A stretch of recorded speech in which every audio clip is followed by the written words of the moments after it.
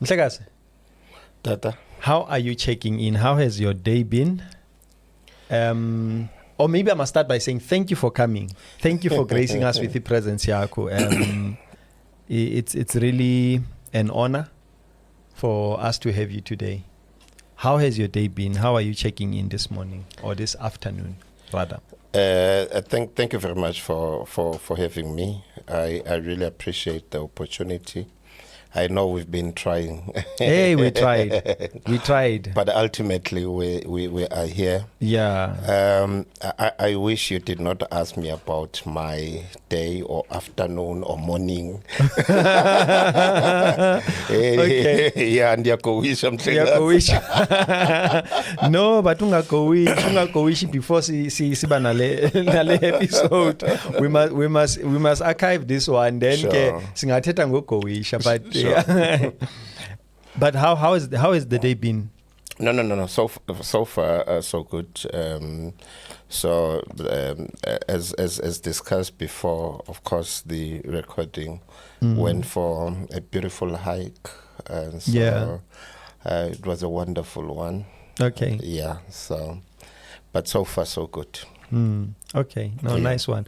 The reason why we ask this question is because we are Let's Check In. So we must check in with you. Yeah. Okay. So okay. that anyone who is gonna watch the podcast, they must understand the frame of mind. Yeah. Yeah, sure. They must understand this is a man who just did 15 Ks of hiking. Sure. And if he's not as sharp, they must understand. He's a bit tired. It's a bit tired.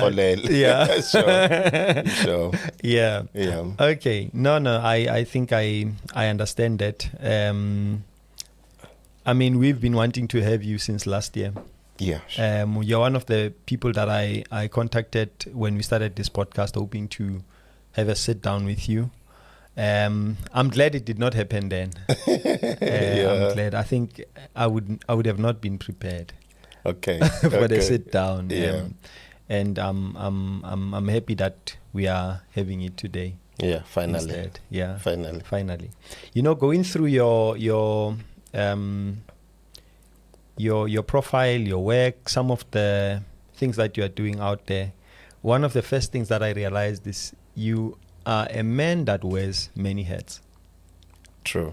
You are an entrepreneur, you are an author, you are a philanthropist, you are a kingdom ambassador. Is that right? Definitely, sure. Yeah. How do you usually introduce yourself? All of the above. You say all of the above. All of the above. Safe to say so. Because it's one thing that you don't really intentionalize, sit down and think about it, and you are busy with one thing, and in that moment something drops in your spirit, and you find yourself writing a book. Okay. Right? And you engage in that, and once the book is written, it's out there. You are now an author. Yeah. Okay. But it's not like you said over time and said, okay, this is how I want to be introduced. Yeah, this year I want to be this. That year I want to be that. Okay. Yeah. But I think I embrace all that, and I always get this question, and also to say, how do you juggle around? Yeah, this many heads and so forth. And sometimes it's not easy. But of course, you are not doing these things alone. There are people you are working with, so you sometimes delegate other things to other people. Yeah. No, I can understand that. I remember when we first invited you, I think you gave us a date that was 3 months from the day that we were inviting you. This man must be very busy. Last year it was hectic. No, there were a lot of international travels. Okay. And so I was just in between places, and I knew it that in the next 3 months I'm not around. Okay. And I thought to myself, how are you going to receive it? But it is what it is. I'm not around, and I knew that I'll only be available around October or so, and which I was available only from October. Yeah. No, but I think I understand. I mean, we are living in a fast world, and we are also trying to catch up with so many things. The world is changing every day. You go to sleep, you wake up, there's a new AI. There's a new system that is introduced, and so we need to try and meet that demand.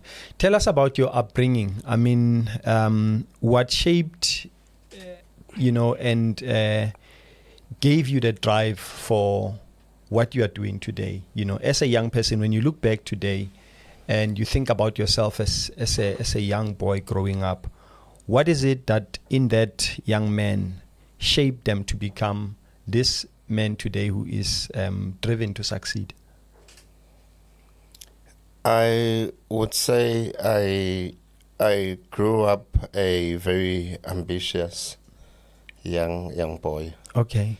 Yeah. So I don't know, but for some reasons, I've never thought that I would just settle for the normal. That's not me. Yeah. Yeah, I don't settle for the normal. I'm always ambitious. I want to to do big things. Yeah. I always go big, and this is not something that I've just discovered now. I think from very young age, as a young boy, I've always felt, there's just that drive within you, and you don't know where it's coming from, but you just feel that, I think I was very young at some point, and my wife now, who was then my girlfriend, and this is many years ago. Because we are married for 15 years now. Okay, it's been a while. And we've known each other for 24 years. Okay. So, but back then when we were still dating, I used to, and I was still young, we are teenagers, and we're like, I'm a millionaire. I feel like a millionaire, and I don't know where those millions. That was one of your pickup lines.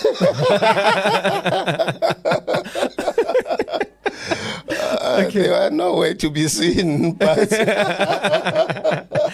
I don't know whether it was a pickup line. Yeah. But one thing for sure is I think that was drawn out of the ambition trapped in one, and it told me that this is me growing up as a young boy. But I think, of course, there's a lot of actually lessons that one learned from a young age, and especially because I grew up without ubab. Okay. So everything that I know about business, I write about it on the book. I was taught by umama. Okay. Yeah, back then, Zamastilul. I don't know if you, if you remember those times, Zamastilul. And so Mama would stock up Istilul. And weekends, so Saturday, I'm with her, Estraten, house to house. We were selling Stilul, if you remember those times. Yeah. Would sell about Stilul, scarepot, toilet paper, and all that stuff. So that was me. Okay. So that's how Mama would actually introduce me to this. And the next level was she introduced me to selling e-keeper. So we would go Bonox. As a young boy, I was still, 12 years? Okay. Go to Knox, Joburg, and just stock up e-keeper.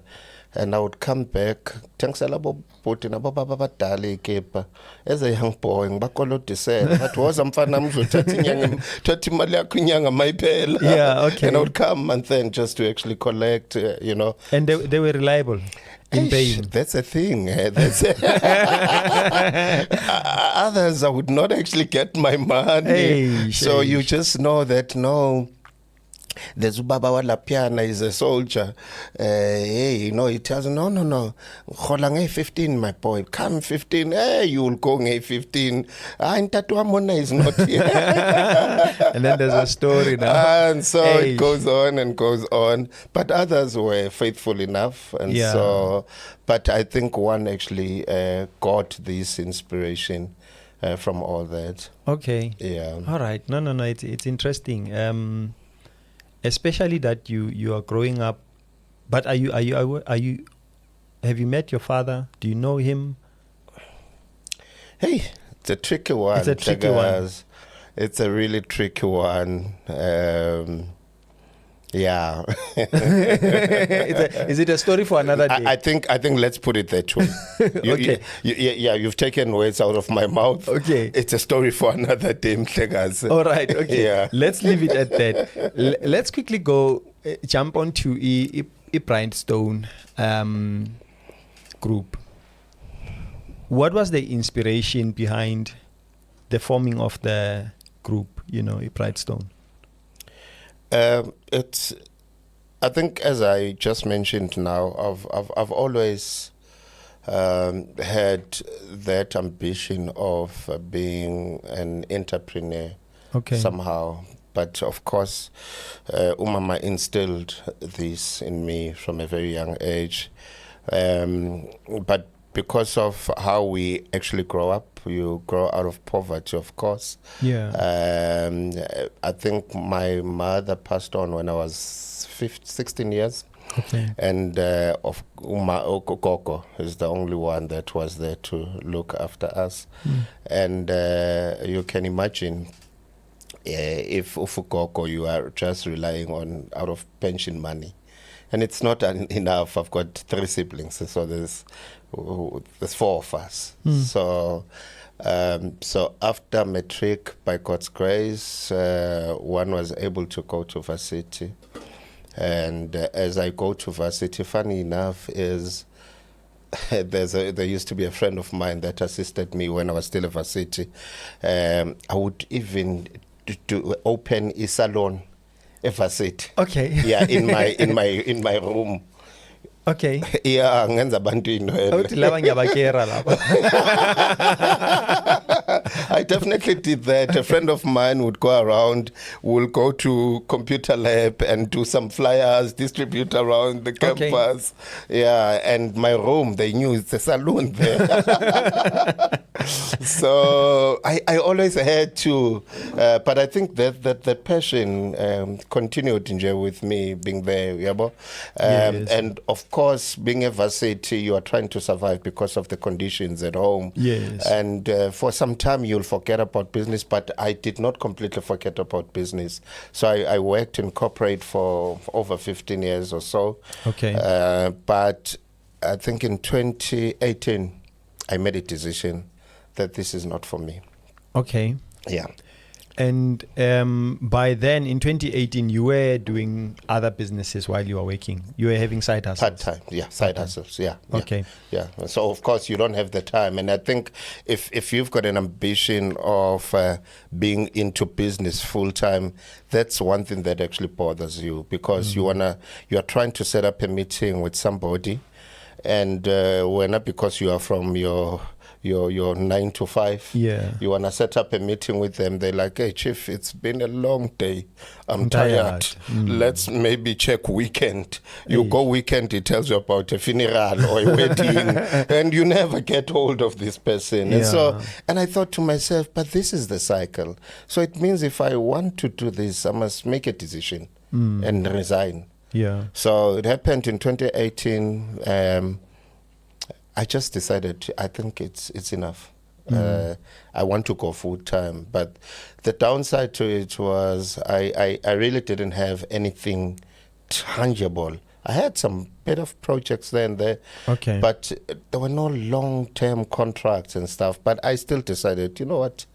I'm jumping ship. Yeah, I'm jumping ship. So I took that decision then. Early 2019, then I resigned. So I tried to do something in 2019, boom, 2020, COVID. Hey. Hey. Back to square one. Yeah. So, but a whole lot of stuff that I do now was born out of that, of jumping ship. Okay. And I've not gone back to corporate since then. Was there a preparation? I mean, and I'm thinking there's a lot of people in corporate today, and I always want to try and speak for them, who have the same drive that you had when you were in corporate, but they don't know how to jump ship. They don't know how to go into business, and they're having the same struggles and hurdles that you had. In hindsight, how would you have done it then, looking back now? Did you do it right? Did you plan for it to leave corporate and go into full-time entrepreneurship? Or it's something that when you look back today, you think, I could have actually done this thing better? I think for me, the only biggest challenge would be COVID. I think if it was not of COVID, I would not look back and say, I think I made a bad decision. Okay. Yeah, because I've always had a hustle on the side. Okay. Yeah, you know. So there was just that one or two businesses that I was also doing on the side, and I was actually trying. And that's why if I look back, and I'm thinking, one has always been busy, one has always been hustling, because there was no time. You are in corporate, you are working, you're 9 to 5, but after work and weekends, you must still work because you are trying to build this thing on the side. And I think if I am to answer for somebody in my similar situation, there would be build something on the side. While you're still working. Yeah. You can't only wait until you are not working and you want to build there. I think it's a bit too late. It's going to actually bring about frustrations more than anything else, because you are still trying to learn about the type of business you want to go into and a whole lot of things. I think it's frustrating. So rather expose yourself there whilst you still have time, and put targets. If you want to resign in the next 5 years, in the next 3 years, be intentional in terms of how you want to go about it and start building. Yes. And I think that strategy sort of also helps you raise funding for business through your salary. Because, I mean, if you leave and you haven't really planned for it properly, now you go into this thing and you don't really have funds to run it. So I hear you. You're correct, because I think with Brightstone Education, which is one of the subsidiaries in Brightstone Group, I started the accreditation process in 2017. And I accumulated money somewhere whilst I was still working to actually pay for whatever I needed to raise funding for me to be able to actually start doing the accreditation. So I did not wait until I was not employed for me to say, okay, I want to go into training now, so let me start and get some accreditations. I didn't start then. Yeah, you made hay while the sun shines. Yeah. We've spoken now about Brightstone Academy. It's right? now Brightstone Education. It's now Brightstone Education. Yeah. Okay, sure. But there's a group. Yeah. What else is in the group? So there are 6 subsidiaries. Okay. In the group. One being Brightstone Education. The other one is Residence Investment and Facility. There the focus is in infrastructure in terms of facility management. Those are the services that we offer there, and of course investment related projects. But the other one is called Defense Protection Services. It's a security company. Yeah, we're also into security. The other one is Brightstone Tech Innovation. because my background is IT. Even in varsity, when I went to varsity, I studied computer science, BSc, computer science and information technology in the main. And so I still have a huge drive when it comes to tech related, and so that's why we have even that one. The other one is Ntandolo to Supplies, that actually just does a number of projects, especially around your general supplies. Okay. Yeah. Yeah. So it's quite a lot of these. Actually, there's another one, Memorial. Okay, but we have with this one, and this is one thing that I always share with some of the mentees I have in business. And as much as one can actually have a big scope, the other one is called Memorials, but it's going to be released. It's still underground. We're saying it's underground. Okay. So we have not actually yet released it, done some work publicly. Okay. But it is there. It's been registered for 2 years now. So we're looking at going into your memorials, like your tombstones and other related stuff there. So, but I always say to entrepreneurs that as much as you've got too big of an ambition, timing is key. They talk of time and purpose, and so you do not just do stuff for the sake of I can do. You must actually be timely in terms of how you go about doing these things. If I want to build Brightstone Education, build it. That's what I did. Build that, stabilize it, make sure the foundation is solid. If you think that can actually run in your absence, then introduce something else. And if you think that one also, you've delegated resources to take care of it, and you can introduce another one. And look, like the security one, I'm into partnership with a very good friend of mine. And so he's been in a VIP protection space for almost 20 years. And so we are partners in that one. Yeah. So he looks at operations, I don't look at that. You come in with a strategy. Exactly, and business development and other stuff. And so it keeps a balance. And so it will also answer the question of how do you do all these other things. That was going to be exactly my next question. That's why I'm answering it. It's called, actually, I think someone calls it a entrepreneurship trap, where you've got these ideas that are coming up, and you don't get one established, and then you jump onto the next one, and then you don't get it fully established, you jump onto the next one because of probably excitement. But I'm glad that you went into what would be the telltales, to say this is a sign that you must be going on to the next business. So you having these businesses, how do you see them impacting your community? Look, let's talk about your education. Focus on your Brightstone, because funny enough, that's the only one that I know you to run. I'm not aware of the others, but I want to go into this one specifically. How do you see it impacting the community? No, especially since this is a private education. So maybe the question should be, how do you see private education impacting our education or our youth today? Yeah.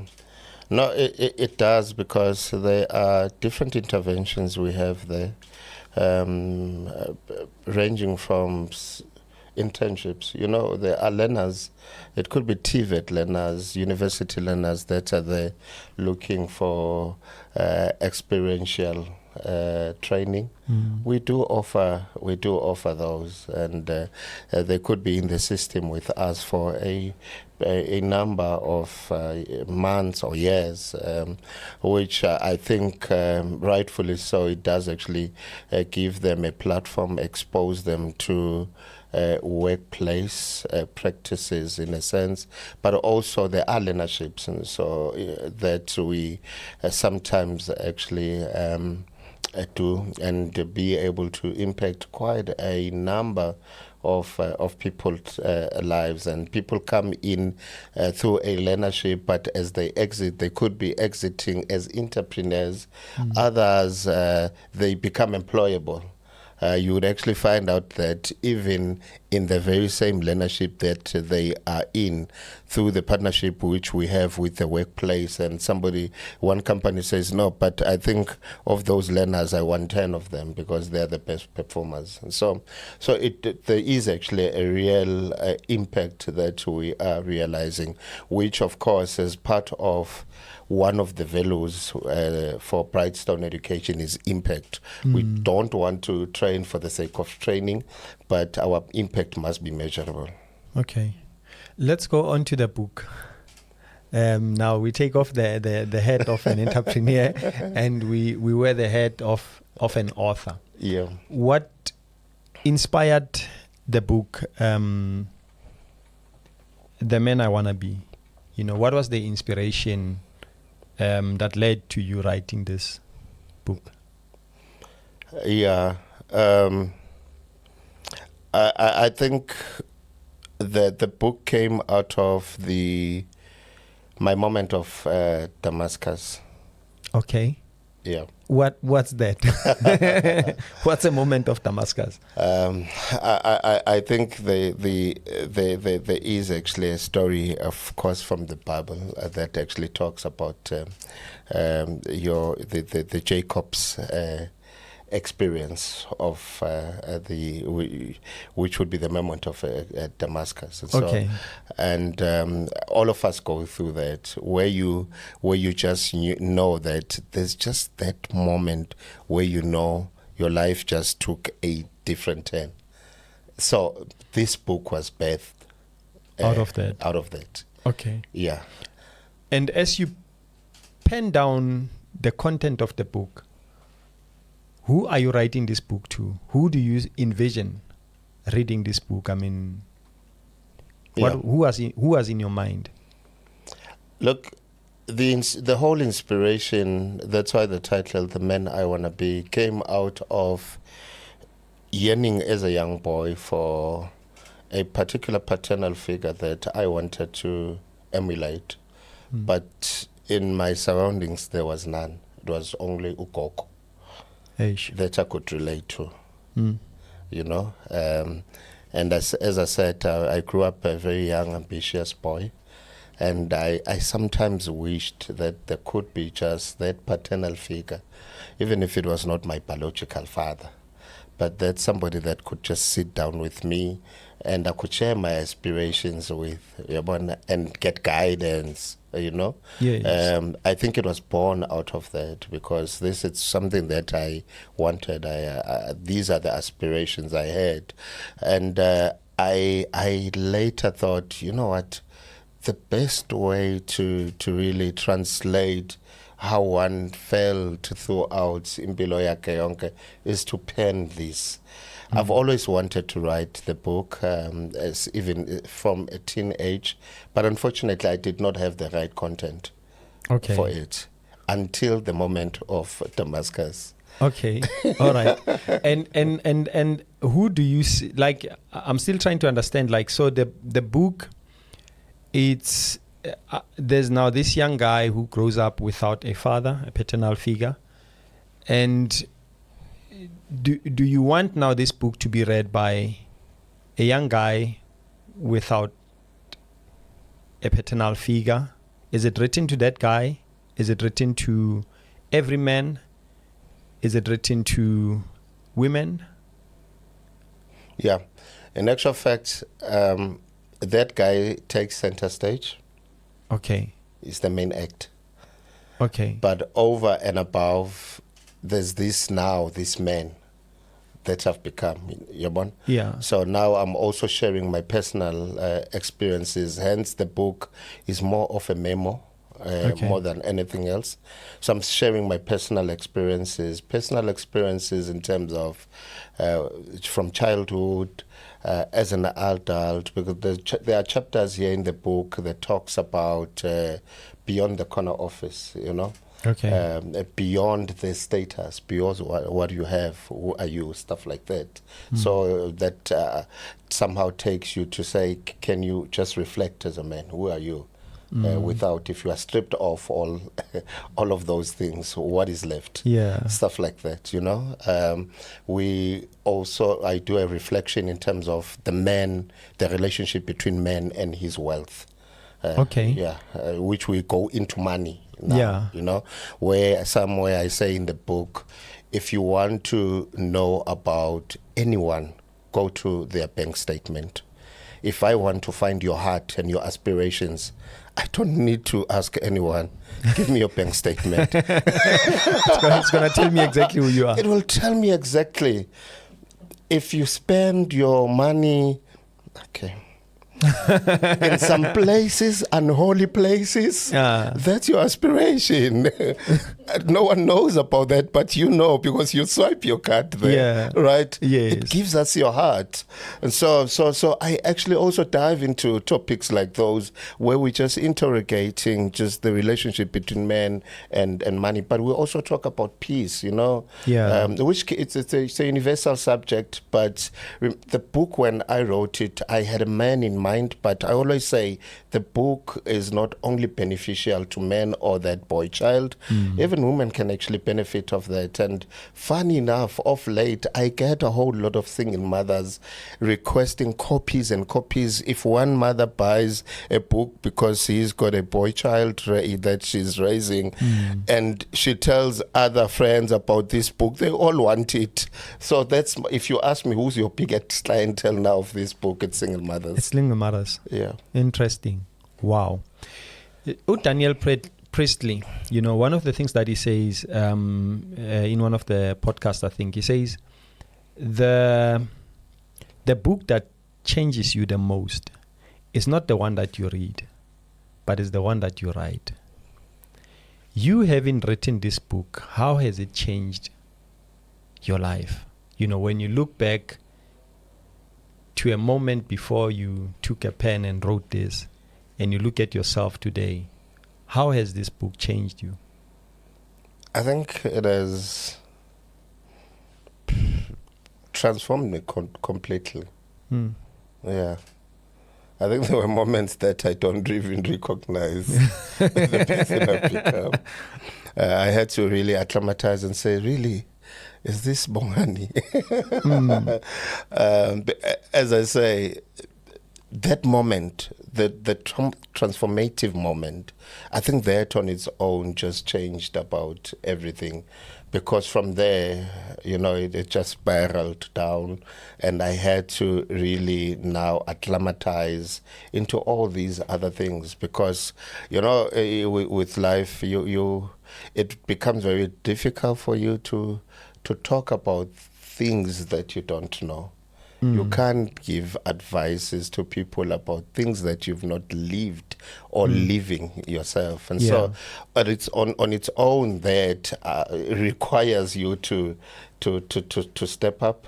It requires you to be intentional in terms of how you do all these things and other certain things.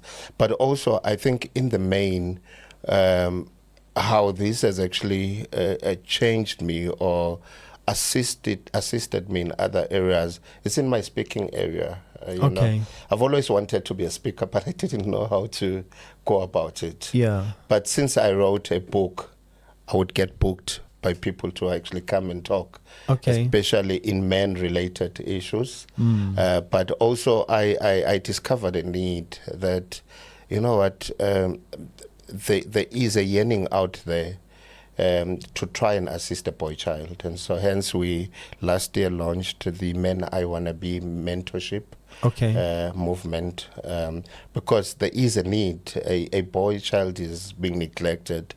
I think of late you might have seen that there's a whole lot of initiatives that talks about the girl child empowerment. Yeah. But what has happened over years, I don't know whether this was intentional or it was by hindsight somehow, that as we continued with these campaigns of empowering a girl child, take a girl child to work and other stuff, we disempowered a boy child.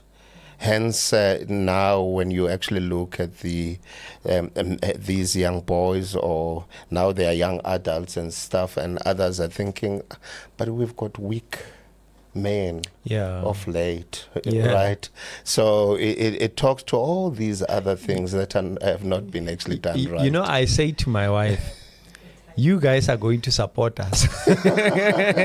You must be ready for the day where I'm a house husband and you are the one who's going to work. Exactly. And I'm not saying that because I think men are lazy, but I'm saying that because I think the attention, the same thing that you're talking about, the attention that has been given to the girl child has led to a situation where we've forgotten about the boy child. Sure. And as a result, there's a lack. Sure. And now the ladies or the girls or the women are going to have to supplement the lack that we are finding. But also, over and above that, I think there are a whole lot of movements now. The purple movement and the likes that seeks to empower women, but and it says, which is okay to fight for women rights, but as we fight for women rights, we must not disempower the other. Because if you disempower the other, it means you don't have a balanced society at the end of the day. And me personally, I always challenge men. I say a man must be a provider. A man must be a provider. That's what God has actually made us for. You are a provider. Forget about these 50-50 other things. That's government legislation. It's not God's constitution, right? So that's why in the book there's a chapter where I then say, let's reflect. The chapter is called God's Blueprint for Men. I question our role as men and say, when God created us as men, what did he have in mind about a man? Why? Let's interrogate that. Why? Because if you then find answers to the why, it tells you why we exist as men, right? And you'll be able to fully embrace your role as a leader, as a provider, as a protector, and these other things that God has actually wonderfully made us for as men. So true. Yeah.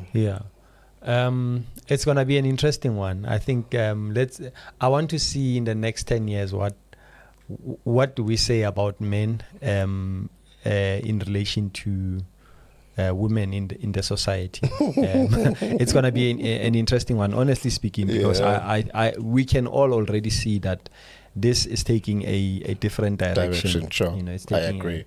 a very different direction. So we'll have a situation where when there's noise outside, the guy will say, baby, protect me.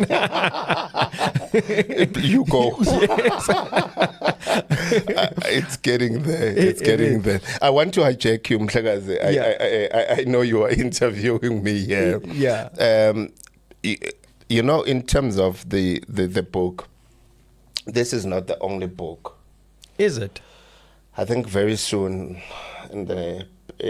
sometime this year, I don't want to rush it. Okay. I'll be publishing my second book. Okay. But it's different because this one is a memo. It's more of your faith and motivational book. Okay. But the other one is more of your business and career. Nice. It's called How to Master the Art of Networking. Okay. So I think me and you must talk. We need to talk. That was gonna be my. You took the words from my mouth. I think once the book is out, if you think it's about to come out, if you think you want to get it reviewed, let's talk about it. I mean, I'm happy to do that, especially if it's business. I think this platform is intended for exactly that. Sure. So I'd be glad to host you. No problem. Yes. Yeah. So you are really entrenching yourself as an author. unplanned. It's by accident, but I find myself now enjoying to do this. Does it become easy to write the second book? I think so, yeah. Okay. Yeah. Because now you understand the structure, what it takes, blah. So it makes it quite really easy. You are able now to juggle. Yeah. It does not become hard work anymore. Okay. Yeah. I hope to get to that part, because I'm also trying to write a book, and I have to admit it's difficult. Let me just share a secret. The first one, because I did not actually understand a whole lot of things. I got somebody that wrote a few books before. Okay. And I got him as a scribe. So I would actually do all the literature reviews, where I do research about the topic that I want to write about. A chapter, go check. I had to read other books in line with what I wanted to write about, and see what literature already exists out there. Am I not duplicating? But what is different? What different message do you want to portray through this chapter? Stuff like that. And so I had to really do that. So I would do that, make notes, do voice notes, and send to him, because he knows exactly how to structure this, and then he would transcribe and stuff and take it back to me. Is this what you mean? I'd say no, yes, only this part is right, and then I would edit. Says, oh, you wanted this one, like, yeah. Okay. So that's how we got the book going. Okay. And the second one now you are... No, it's just me. It's just you. Yeah. All right. No, let's talk once the book is out. Or when you are ready. Whenever you are ready. Yeah. If you say next week I'm ready, then we're going to sit here and talk. I want us to take off the head of an author. Let's talk about you as a philanthropist. What is one of your most...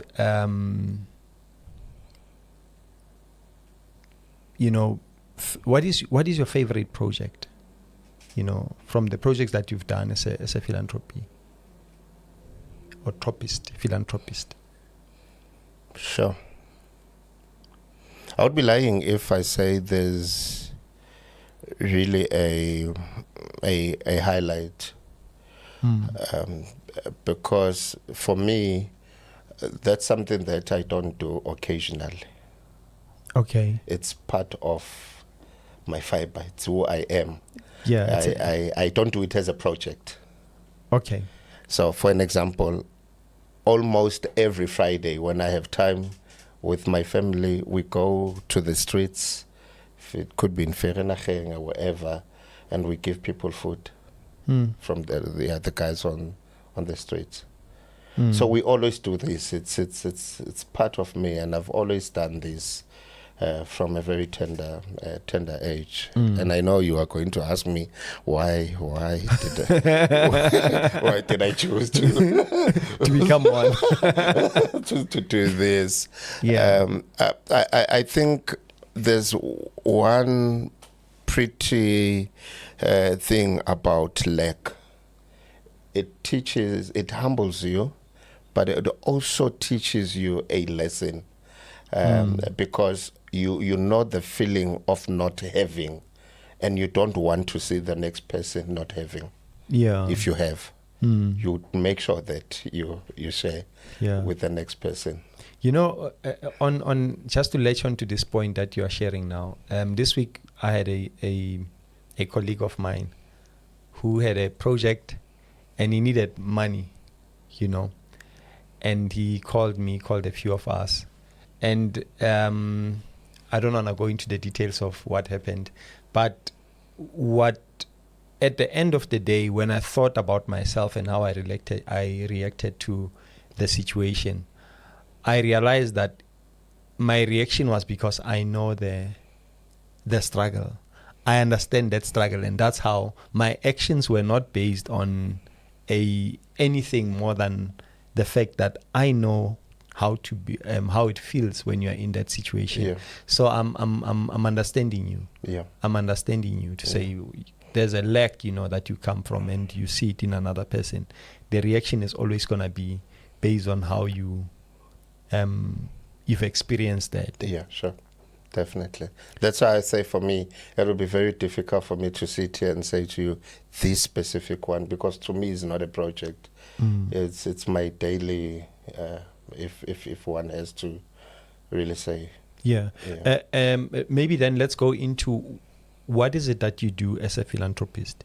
What are some of the projects that you are busy with? And maybe just to extend that question, how do people participate in these projects? As a result, I registered an NPO back in 2009, which is still there, called Usindiso. Okay. So we do a whole lot of projects there. It could be school shoes. We could be giving clothes, out. We could be giving food parcels. We could doing soup kitchens, but over and above in education also. That's where we actually come in through the NPO. A bit of entrepreneurial development. But my passion, as I say, every Friday I go to streets and actually talk to the guys, pray with the guys, give them food on the streets. I'm really passionate about the guys out there, especially that are ravaged by, these drugs. Yeah. So we do the project on substance abuse through Cindy. So, okay. And so this is one platform that I thought to myself, you know what, let me set up a platform that would assist me pursue this thing that I'm very passionate about. Yeah. Okay. And let's talk about legacy. For yourself personally and Brightstone Group, what do you envision, or what would you like to see as a legacy, that you build for these? If I have to speak my heart, please. If not all, most of what I do in Brightstone, including Usindiso, I would like to create something that will outlive me. Okay. It should not just stop because of I'm not there. So, and my belief is that if something stops because of you are not there, it was not big enough. So I would that's why I said with me, I just want to go. I just like going big. I think I'm that ambitious. Yeah. Whether you think I'm taking chances or not, that's your opinion. I'm not part of it. I'm just going to go for it. I'm just going to do what I'm convicted about. And so everything that I do now, it is really my prayer that God may everything that I do outlive me, May people benefit of all these things, even if one is no longer there. Okay. No, that's very interesting. Very interesting. And I think one of the things that I realize is a lot of us, when we build today, we don't really think, let this organization outlive me. Sometimes we say it, but when you look at the way and the manner in which we build, it doesn't reflect that. And I think we need more of entrepreneurs and leaders that are saying, I hope this thing outlives me. I met someone recently who said they have a house that they want to sell. They've got kids. They want to sell their house so that the kids so that they can enjoy their money. And I thought this is truly short-sightedness, because you've got kids. I mean, they can, be able to grow your empire or whatever that you've grown, because now they are thinking of squandering this this effort that they've had for so many years. My last one to you. There's a young man out there who's watching this podcast and is thinking, what's my purpose? Why am I here? Why do I not have a drive? why am I not ambitious? What do you say to them? What can you give them so that they can build purpose, they can build a drive, and a zeal to want to build big in this life? I think that's the most difficult. You've asked me a difficult question.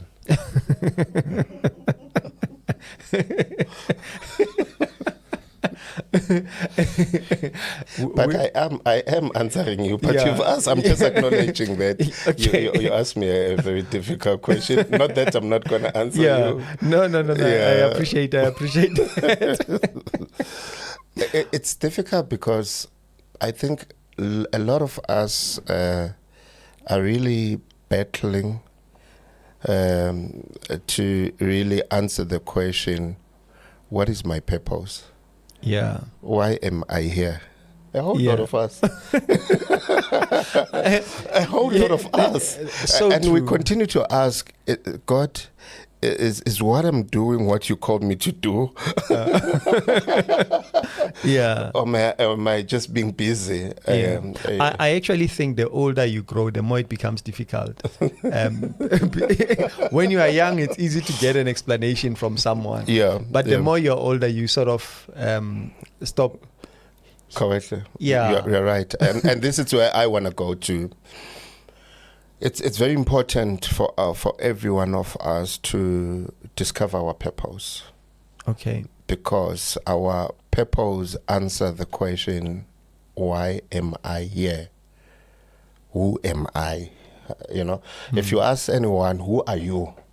They'll tell you about what they have, on what they do. Yes. No, I'm the CEO of this and this. I drive this. I stay I'm there. an entrepreneur. I am an entrepreneur. I've got 2 kids. But who are you?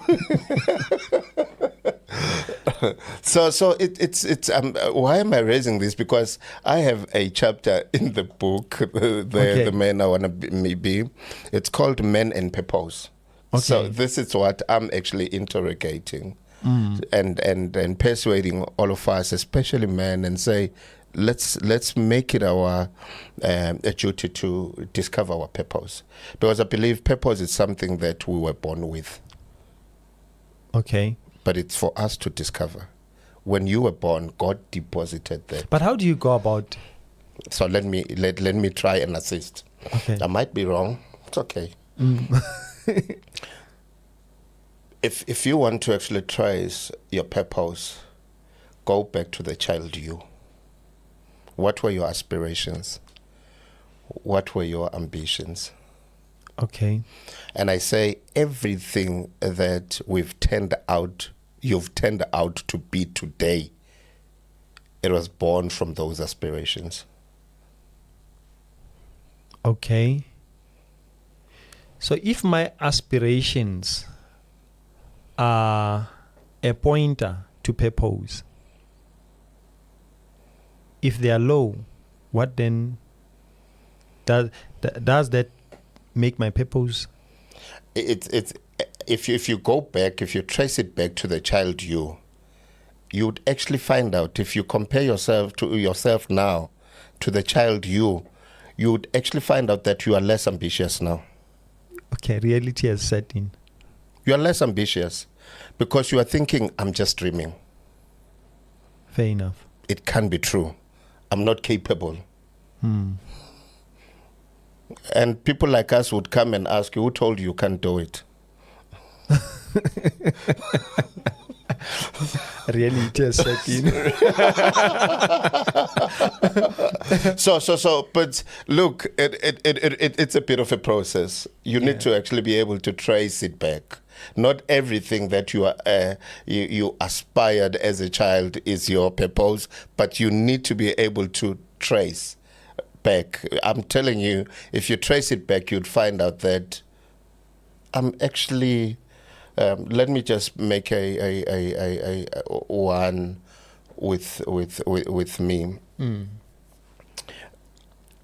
And I'm not saying my purpose is business, but I think I've discovered a bigger purpose than just being in business, in being an entrepreneur. Okay. how I've actually discovered it is, this is just a project that actually takes me to the ultimate.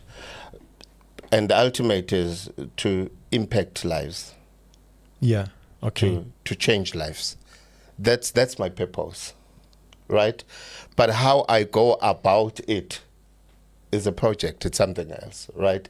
But it allows me, or it enables me to ultimately be able to impact lives. So others, let's go back to a child that grows up, for whatever reason, he's 2, he's 3 years, and he's making sketches. He's sketching all the time, we are sketcher. But somewhere along his life, and then he forgets about that thing.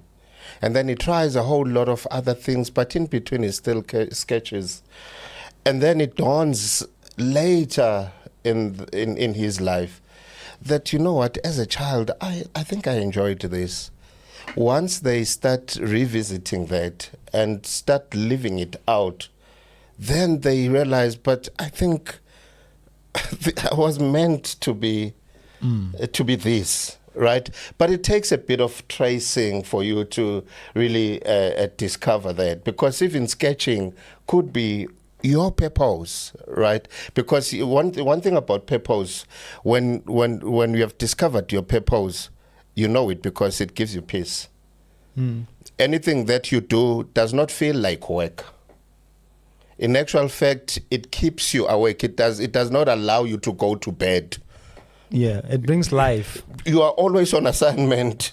And they ask you, but when are you taking a break? You can't, because you are driven by purpose.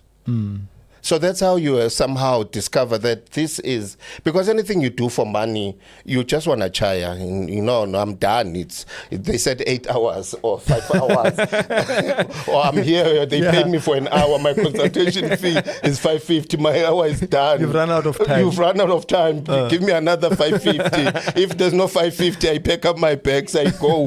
Whether you are attended to or not, it's none of my business. Yeah. But I'm saying, purpose would not allow you to pack up your bags, whether you are paid or not. You serve. You serve. But one thing about purpose would not allow you to be poor. Once you've discovered your purpose, it provides for you. It puts food on the table. It takes care of you. Okay. You know, I want us to go on, but Crystal keeps looking at me. I guess this is the topic that maybe Mpo, you need to take it up with Mpo under personal development, because I really think it's an interesting topic. It's something that we don't really understand.